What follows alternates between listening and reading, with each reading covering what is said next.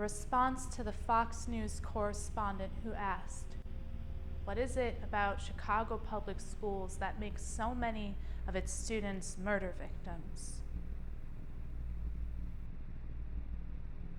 Dear Fox News, after my first day at work, I walked past the government houses lining the street like shadow boxers, getting followed all the way to the train by a man I didn't know. But each day, I feel safe, because statistics say in this city, I will never be a victim of a random act of violence from a stranger on the street as long as I stay white and female. Last Friday, Obama came back to Chicago to tell us our streets will only be as safe as our schools are strong and our families are sound.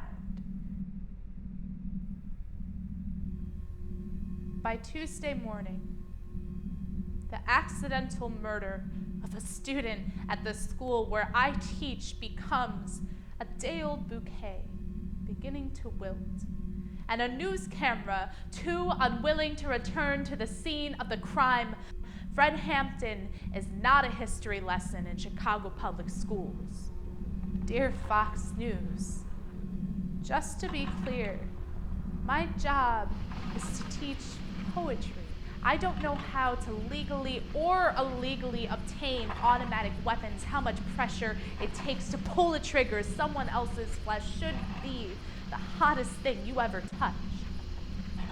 More than half my students can't go to the youth open mic in a safe neighborhood because to travel home after sunset means a street of corners as long as the night. And who can blame them? They've seen what it's like to stay there, how bullets cast shadows over our city so long we set suns inside them. While she's memorizing her poem, I ask her to be more vulnerable.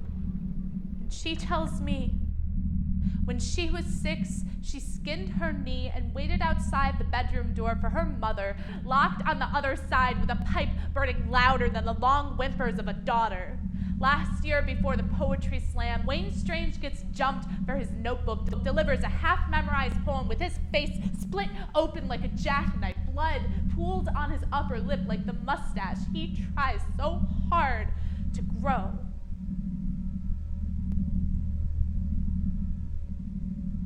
Dear Fox News, when was the last time you pointed your camera at the ugly you crawled out of, the smother, the smolder, the story you forgot to tell?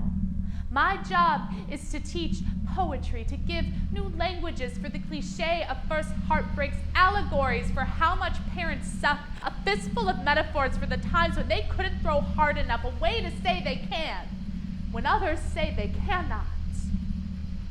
My job is to teach them. Everyone has a story worth telling. My job is to learn to listen.